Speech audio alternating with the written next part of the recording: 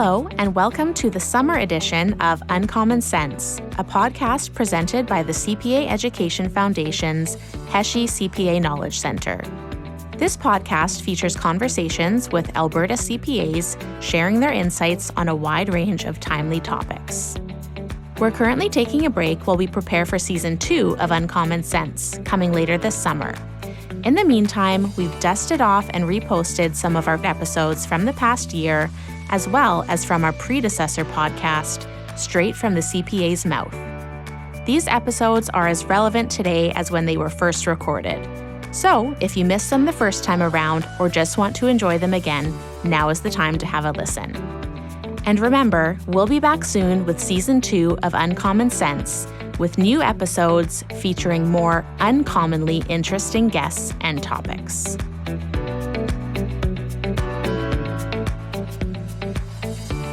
Hello, I'm Erin Schwartz, Director of the CPA Education Foundation. I am your host for this episode, the first episode of what I hope will be a series of Uncommon Sense episodes celebrating the first ever class of CPAs in Alberta who joined the profession without a legacy designation. What do I mean by that?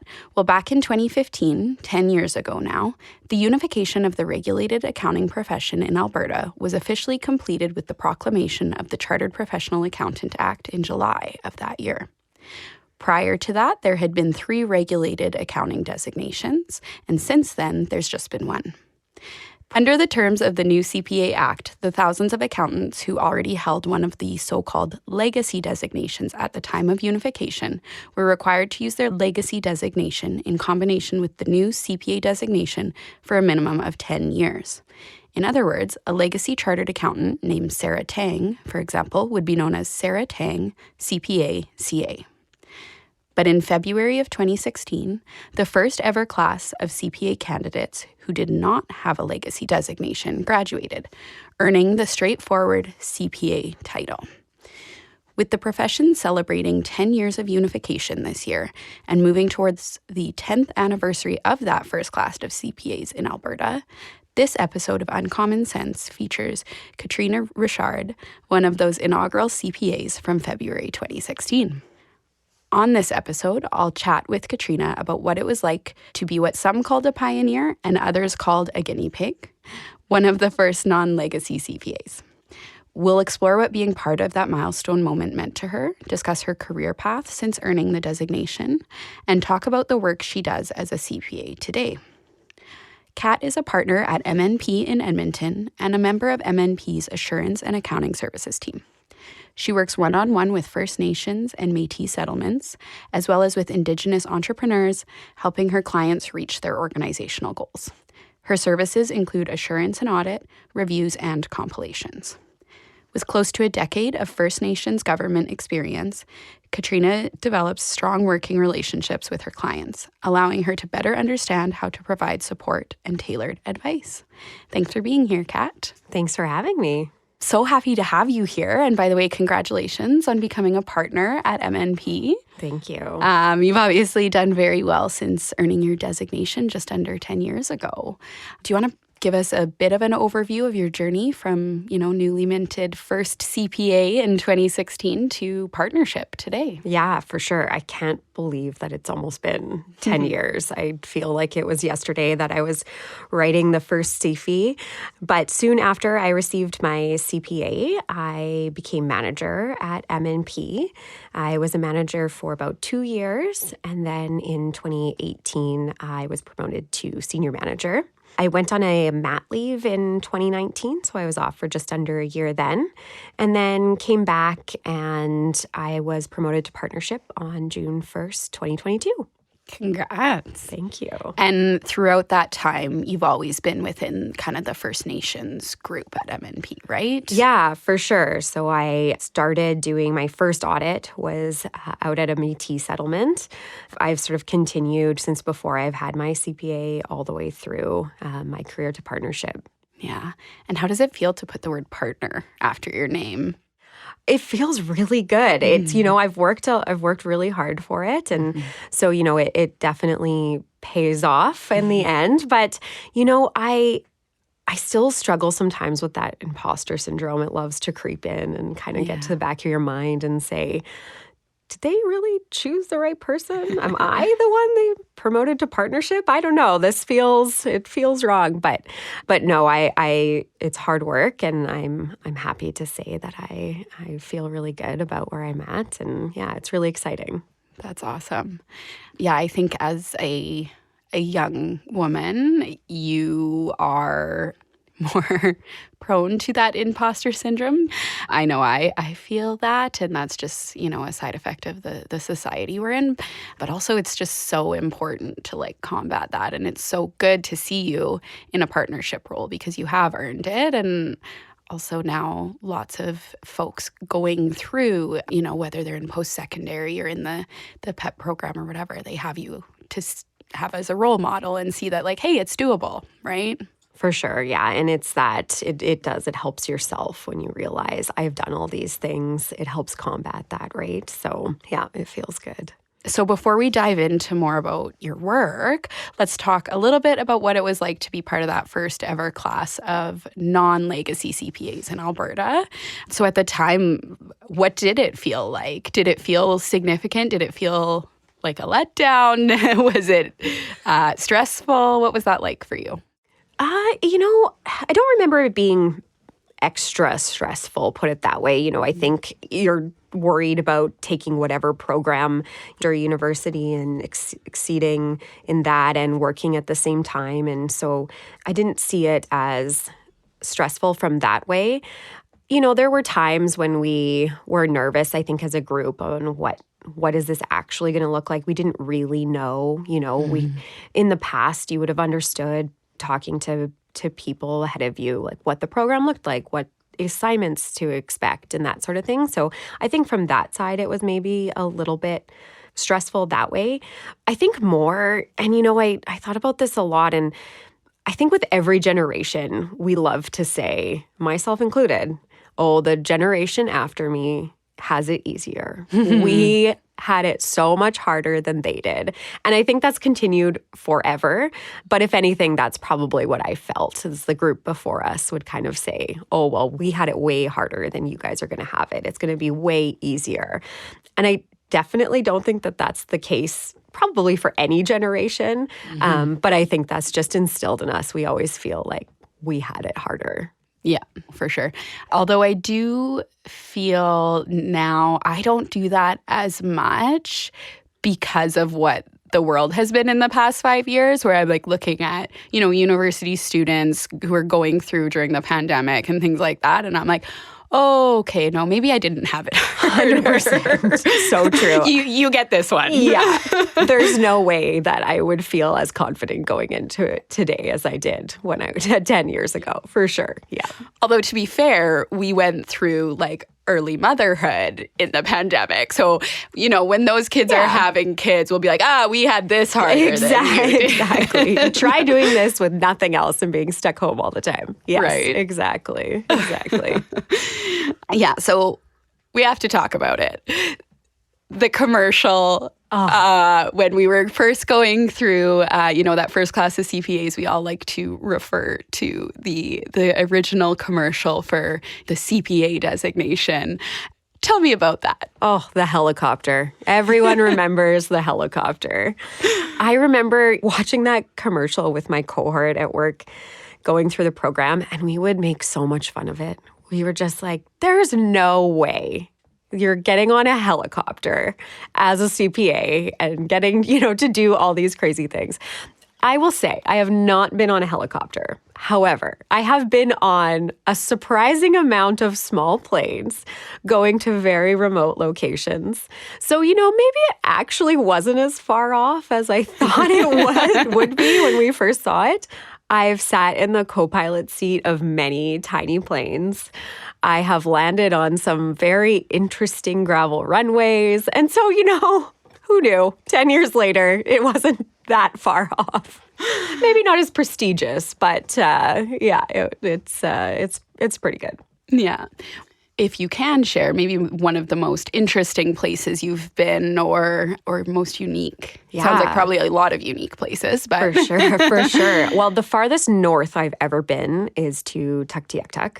Okay. And so as part of that audit, I actually got to see, so they're building a permanent road from Inuvik to Tuktoyaktuk. And so I actually got to see them set off dynamite and sort of blow things up. Whoa. And definitely not something I was expecting to get to see in my career.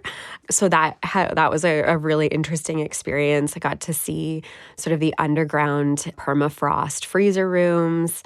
So that was really interesting. And most recently, I've been up to Great Bear Lake, which is one of the largest lakes in the world. And so it's a beautiful area, absolute pristine lake. And so that's been really, really interesting too. And it's just, I get to go to all these places that I never would have if I wasn't in the role and the position that I'm in right now and, and having my designation. And I could have never guessed that going through university, that these are the things I get to experience, but it's been great. For sure. That's really cool. Okay, so notes for the commercial, not a helicopter, tiny plane. Tiny plane. Add dynamite also. Yeah, exactly. See? That should have been one of the clips. For sure it should have been. I don't know what they were thinking. Right. Oh, man. Is it challenging? It sounds like you do travel a fair bit. Is that challenging for you to be away so much or just to be on the road a lot and that kind of thing? For sure. Yep. It's definitely one of the things I think I struggle with the most.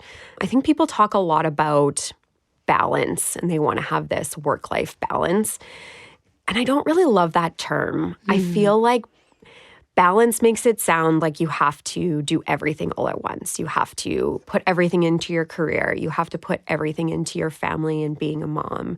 You have to maintain friendships and relationships and then still find time for yourself. And I just don't think that's realistic. There's nobody, you're setting yourself up for failure. Nobody is going to be able to do all of those things at once. And so honestly, I've tried to shift my mindset to be more, what am I going to focus on right now? Maybe, maybe it's work. Right now is a busy time of year. Yeah. And so work is my main focus right now. And then I'll have a sick kiddo at home and, that will be my main focus and work will have to be put to the side for a day or so. And then, sometimes I need a moment for me. And so I'm going to focus on that. And I think it's, instead of trying to fit it all, it's trying to not feel guilty when you're choosing to have those different focuses. And that is okay. Because the guilt is really what is so hard more than anything. And I think I would say, when I'm with my son and he's happy, I'm there. And for sure, he's sad when I'm not.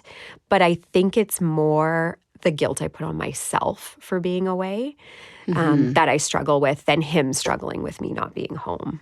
Totally. It's not the problem isn't the actual situation. The problem is the feelings about the guilt, right? Like that's the struggle. 100%. Yeah. Yeah.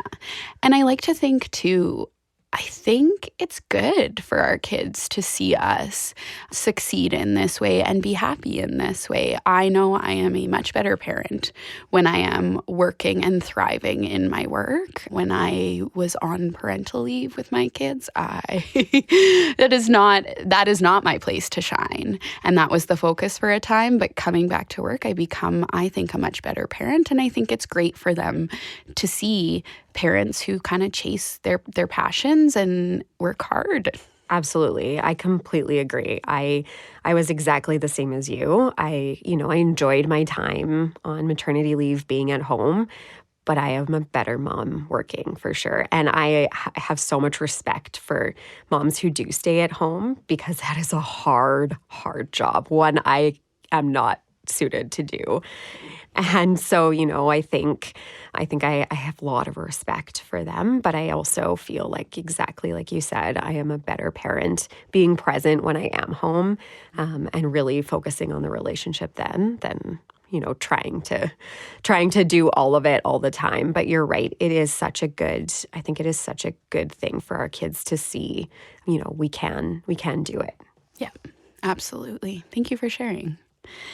So as kind of we've talked about a little bit, a lot of your work, most of it, I think, is focused on serving and supporting First Nations and Métis settlements. So a two-part question for you. And, you mentioned you didn't think in university that this is maybe what you'd be doing. So how did that become an area of professional interest for you? And I guess maybe talk a little bit more too about what type of services you and your group are providing. Like, what does that actually mean to be working in this sector? So I've always said, as an auditor, I don't want to argue with other CPAs over accounting standards. It just doesn't interest me. There's some people, I think, who, that is their area, and I absolutely respect that. But it's not mine. And so I felt like this was an area where I could focus and really feel like I'm giving back as much as I can. I wanted to be there to help and to advise communities. And so, feel like I'm making at least some sort of difference in the community, especially in those more remote locations. And so when I saw that MMP had this area of focus right away, it was something that I was interested in and wanted to get involved in. And then as I got to know the clients and the different communities, I just fell in love with it, and I knew that was exactly where I wanted to focus my practice on. Amazing. And then, as part of one of the things I really do enjoy the most about M&P is the breadth of services that we offer. I've worked with clients on digital projects, so implementing ERP systems, maybe new filing systems, even just hardware like server rooms and getting them the equipment they need to those locations, to doing obviously tax consulting for sure, looking at, maybe whether a gas station makes sense in their community or not, working with them on valuations, looking at buying maybe companies or businesses, to things like investing in pipelines. And so we've gotten to do so many new and different things. And so even though I'm an auditor, I've been involved in so many different types of projects. And the one great thing is, since we have all of those areas of focus in our firm, I don't have to, if the clients come to me for a question, something that they're looking for that they want to do, we have the ability to help them rather than going to somewhere outside. I think one of the most important things working in community is building that trust. Mm-hmm. And it takes a long time. It takes a long time to build that trust. And once you have it, it's so important not to lose it. And so, at least having all of these different service lines in our firm, I feel like I can bring them to the right people, and I can know that they will get the same client service from anyone else in our firm that they would from me. And that's so important, because if I'm, advising them to go talk to someone down the street or a different business, I don't know what service they might receive. And so, that's really important to me, that they can get that great client service that I know they will. Yeah. And you're still able to manage that relationship. Exactly. Even though you're maybe saying, I have no expertise in this area, but I'm going to get you an expert. Exactly. And there are differences working with communities. And so having some of that knowledge that I can pass on to my fellow partners to say, hey, you need to know these things about this community to be able to work with them. These are their values. This is what's important to them. And so having, being able to have that conversation and sort of convey that knowledge that I have, I think is a really valuable skill. Absolutely. And again, just leads to that better client service that now your clients are getting that, right? Exactly, for sure. Certainly doing a lot of important work. Sounds really rewarding. What are some of the challenges that come with this area of practice for you? Yeah, that's a good question. I think there's a lot of perception out there on what it's like working in a community. I think that some in the profession really want the prestige of working maybe with doctors or dentists or, really large companies. And so they shy away from working with communities.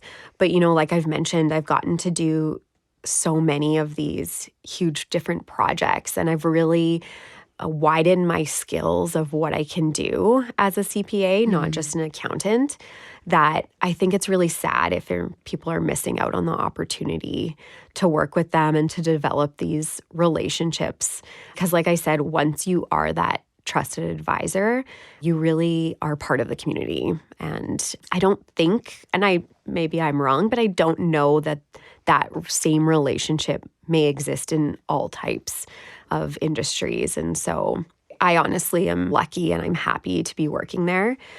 We've mentioned that the travel can be a challenge. I think a lot of communities really value that face-to-face relationship, which is so important in building that trust. And so, yes, it does mean that I'm out of town quite often. But again, without that, I wouldn't have the same relationship I do with my clients. And so you put in what you get out. And so, I really do enjoy it. Yeah. And that it sounds like that's such an essential part of building that relationship and that trust. And without that, neither you nor the communities are succeeding. Exactly. So jumping maybe back a little bit to the profession, 10 years. So you said it's gone by really quickly. So thinking back to being a new CPA, if you were to talk with some of, our fresh graduates that just kind of recently convocated, what advice would you give them about how to maybe figure out their dreams, chase their dreams, achieve their goals as they kind of move into this next phase? I think I would give them the advice that my aunt, who's also a CPA, gave me when I started my career. And that was, you need to work hard, really hard for 10 years. It's not work hard until you get your designation and you're good to go. You need to work hard for 10 years and then you'll start seeing the benefits of that. And so in my mind, that doesn't mean work a million hours. Anyone can work a million hours, but instead I think it's really focusing on the quality of your work, being committed to whatever it is you want to do in whatever area, and really focusing on those things to sort of get where you want to be. And so, yeah, it doesn't have to be putting in, 12-hour days or anything like that, but although it might be. It for might some be. people, For some that people. is what it looks like. Yeah, exactly. And so I think it's whatever it means to you to get where you need to go. Because if you put in the work, if you put in the effort, it will pay off for you. Yeah, for sure. Okay, I have two questions left for you. So at this point in your career, what does having the CPA designation mean to you today? We talked a little bit about that uncertainty at the beginning, but now 10 years later, what does that mean? And what does the future look like for you career-wise? Having my CPA is so important in that, I can send an email to maybe a potential new client who doesn't know me, who doesn't know much about me at all. They see those letters behind my name and they already have an impression of what I can do and the skills that I have without me telling them anything at all. They can see the value I bring to their business. And I think that is so important. And it really shows what the profession has done and what we all as professionals have sort of made the profession become. And I also think it gives me confidence. We talked a little bit about imposter syndrome before. Yeah. And so when I see the work that the profession does and I get to have those letters behind my name and see what it means to people outside the profession recognizing that, it gives me that confidence that I need to fight that imposter syndrome. So thinking, okay, I passed the CFE, I got these letters and I did that. Nobody else did that for me. And so it does help boost that confidence and really fight that imposter syndrome too. Yeah, no, that makes total sense. And as for the future? Yeah, the future is exciting. 10 years ago, when I got my designation, I always had the goal of being partner. And so really exciting that I'm here and able to say that I've made that. But there's still so much to learn. Even in the 3 years I now have been partner, I've learned so much. And so, I don't know where I'll be 10 years from now, but I think I'll still be working with communities at M&P as a partner and hopefully finding some more time to contribute in other ways as my kiddo grows up more and my focus can shift into different areas. But all I know is that my CPA has given me so many opportunities too now that I know into the future it's going to be the same wherever that takes me. For sure. Yeah. Especially when we're, again, like the way the world has been these past few years and where it's going, just the rate of change of everything, and knowing that, okay, like I've got these letters, there's that confidence that comes with that. Exactly. And I've got all the opportunity to learn and just figure out the change as it comes. Yeah, absolutely. Yeah. Well, thank you so much for sharing. I think that's a perfect way to wrap up our discussion today. It's been a pleasure to catch up with you and start kind of our reflection on this last decade, which again, can't believe it's been a decade, but thank you for taking the time to be here and to speak so openly and authentically about yourself and your career. Thanks so much for having me. Thanks for listening to this encore episode of Uncommon Sense. The Uncommon Sense podcast is presented by the CPA Education Foundation and funded by the Heshe CPA Knowledge Center. The Knowledge Center was created through a generous donation by the late Brian Heshe. Brian was a distinguished Albertan, business leader, CPA, educator, and community builder. His generosity and commitment to education underpinned his good works across Alberta throughout his lifetime. The opinions expressed on Uncommon Sense do not necessarily reflect the views of the CPA Education Foundation. We would like to acknowledge that CPA Education Foundation offices are situated on the traditional Treaty 6 and Treaty 7 territories and Métis Nation homeland. The Foundation acknowledges that we reside on traditional and ancestral territories of many Indigenous, First Nations, Métis, and Inuit peoples. Their histories and culture influence our community to this day. The Foundation is committed to helping build a province where Indigenous people and their voices and experiences are heard, valued, respected, and celebrated. Technical and recording services for this podcast provided by Wolf Willow Studios in Edmonton. Uncommon Sense returns with new episodes in August. In the meantime, if you enjoyed this podcast, please be sure to like, subscribe, and tell your friends about us. If you have any comments about the podcast, write to us at cpaef@cpaalberta.ca. To learn more about the CPA Education Foundation and the Heshe CPA Knowledge Center, visit cpaalberta.ca/foundation.